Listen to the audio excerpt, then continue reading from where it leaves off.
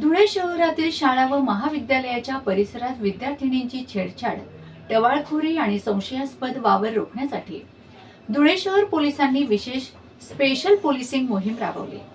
या कारवाईत शाळा महाविद्यालयांबाहेर विनाकारण थांबलेल्या आणि टवाळखोरी करताना आढळलेल्या युवकांना ताब्यात घेऊन त्यांची समजूत काढण्यात आली। या युवकांना उठाबशा काढण्यास लावत पुन्हा अशा प्रकारचे कृत्य न करण्याचा इशारा देण्यात आला।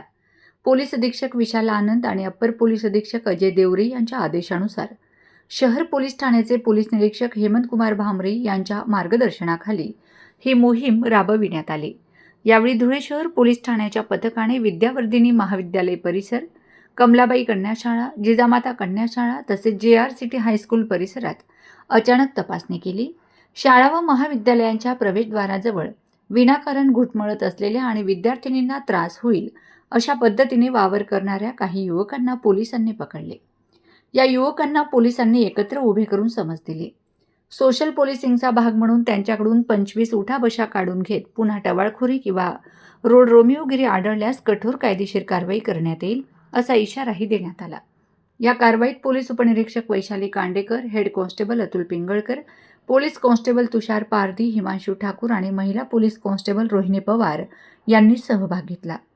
विद्यार्थ्यांच्या सुरक्षिततेसाठी अशा प्रकारच्या कारवाया पुढेही सुरू राहणार असल्याचं पोलिसांनी स्पष्ट केलं आहे।